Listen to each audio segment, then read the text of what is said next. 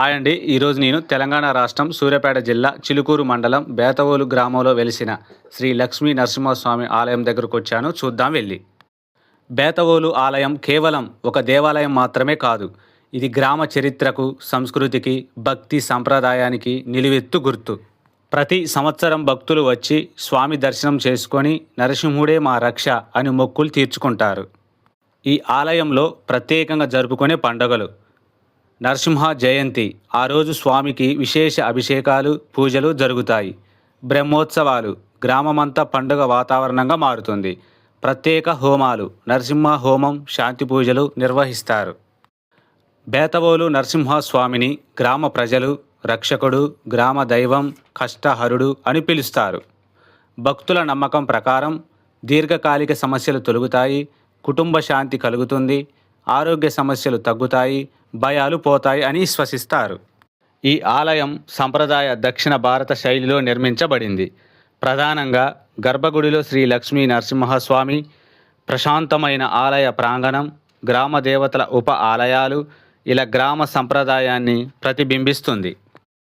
బేతవోలు గ్రామంలో ఈ ఆలయం ఏర్పడడానికి సంబంధించిన కథలు గ్రామ పెద్దల ద్వారా తరతరాలుగా వినిపిస్తూ ఉంటాయి. పూర్వకాలంలో ఈ ప్రాంతం అడవులతో నిండి ఉండేదని చెబుతారు. గ్రామ ప్రజలు వ్యవసాయం చేసుకుంటూ జీవించేవారు. ఒకసారి గ్రామ సమీపంలో ఒక స్వామి విగ్రహం భూమిలో కనిపించడం లేదా ఒక పవిత్ర శిల రూపంలో దర్శనమివ్వడం జరిగిందని స్థానిక విశ్వాసం. అప్పుడు గ్రామ పెద్దలు ఇది స్వామి సంకల్పం అని భావించి అక్కడే ఆలయం నిర్మించారు. నరసింహ స్వామి అంటే భగవంతుడు విష్ణువు తీసుకున్న అత్యంత శక్తివంతమైన అవతారం. భక్త ప్రహ్లాదుని రక్షించడానికి, హిరణ్యకశిపుని సంహరించడానికి సింహ ముఖముతో మానవ శరీరంతో స్తంభము నుంచి అవతరించిన స్వామి నరసింహుడు. అందుకే నరసింహస్వామి ఆలయాలు భయ నివారణకు, శత్రుబాధల తొలగింపుకు, రక్షణ శక్తికి అత్యంత ప్రసిద్ధి. తెలంగాణ రాష్ట్రం సూర్యాపేట జిల్లా చిలుకూరు మండలంలోని బేతవోలు గ్రామంలో ఉన్న శ్రీ లక్ష్మీ నరసింహస్వామి ఆలయం ఒక పురాతనమైన, భక్తులకు అత్యంత పవిత్రంగా భావించే దేవస్థానం. ఈ ఆలయం గ్రామ ప్రజల విశ్వాసానికి కేంద్రంగా ఉండడమే కాకుండా చుట్టుప్రక్కల గ్రామాల వారికి కూడా ఆధ్యాత్మిక ఆశ్రయంగా నిలిచింది. శ్రీ లక్ష్మీ నరసింహస్వామి ఆలయం ప్రసిద్ధ పుణ్యక్షేత్రం. ఈ క్షేత్రం సుమారు 6000 సంవత్సరాల పురాతనమైనదిగా భావిస్తారు. మరియు ఇక్కడ స్వామి స్వయంభూగా వెలిశారని భక్తులు నమ్ముతారు. రేచర్ల పద్మనాయకులు ఈ ఆలయాన్ని అభివృద్ధి చేశారని చెబుతారు.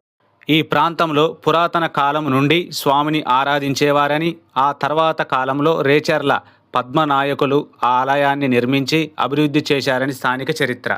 నరసింహస్వామి యోగానంద లక్ష్మీ నరసింహుడిగా ఇక్కడ కొలువై ఉన్నారని మరియు భరద్వాజ మహర్షి వంటి ఎందరో మునులు ఈ ప్రాంతంలో తపస్సు చేశారని విశ్వాసం.